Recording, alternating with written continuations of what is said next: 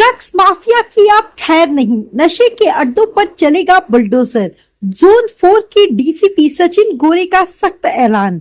थाने शहर में नशे के कारोबार पर शिकंजा कसने के लिए पुलिस ने अब सख्त रुख अपनाने के संकेत दिए हैं। जोन 4 के डीसीपी सचिन गोरे ने ड्रग्स के अवैध कारोबार में शामिल लोगों के खिलाफ कड़ी कार्रवाई का ऐलान करते हुए स्पष्ट किया कि नशे के अड्डों को किसी भी कीमत पर बर्दाश्त नहीं किया जाएगा। पुलिस का फोकस उन इलाकों और ठिकानों पर है जहां कथित तौर पर ड्रग्स की बिक्री और अवैध गतिविधियों को बढ़ावा मिलने की शिकायतें सामने आती है। ऐसे स्थानों की जानकारी जुटाकर संबंधित लोगों के खिलाफ कानून के तहत कार्रवाई करने की तैयारी की जा रही है। डीसीपी सचिन गोरे ने सख्त संदेश देते हुए कहा कि ड्रग्स के कारोबार से जुड़े लोगों पर केवल कानूनी कार्रवाई ही नहीं बल्कि उनके अवैध ठिकानों के खिलाफ भी कार्रवाई की जाएगी। पुलिस की इस चेतावनी के बाद नशे के कारोबार से जुड़े लोगों में हड़कंप मचने की संभावना है। पुलिस प्रशासन का कहना है कि युवा पीढ़ी को नशे के जाल से बचाना प्राथमिकता है। इसके लिए ड्रग्स की बिक्री, सप्लाई और इससे जुड़े नेटवर्क पर लगातार नजर रखी जाएगी। संदिग्ध गतिविधियों की जानकारी मिलने पर पुलिस द्वारा जांच कर नियमानुसार कार्रवाई की जाएगी।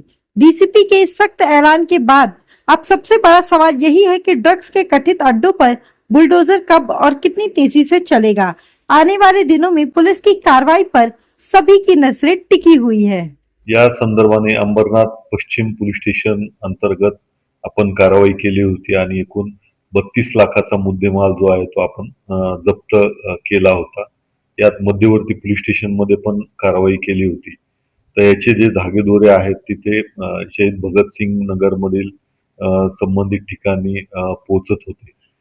त्या अनुषंगाने तेथील नगराध्यक्ष आणि सर्वांशी आम्ही चर्चा केली आणि यातील जी आरोपींची घरं आणि एकंदरीत त्यांचं सेलिंगचा जो भाग होता तर तो अनधिकृत असल्याचं स्पष्ट होत आहे। त्या अनुषंगाने आम्ही अंबरनाथ नगरपालिका आणि नगराध्यक्ष मॅडम ज्या आहेत त्यांना सांगून यामध्ये येणाऱ्या भविष्यात कारवाई करण्याचं आम्ही प्रायोजित केलेलं आहे। यामध्ये अनधिकृत घरे आणि त्यांची जी दुकानं आहेत त्यांच्यावरती ही कारवाई केली जाण्याचं प्रस्तावित आहे। अराउंड 3 घरं आम्ही आयडेंटिफाय केलेली आहेत आणि त्या अनुषंगाने आमची पुढची कारवाई सुरू आहे।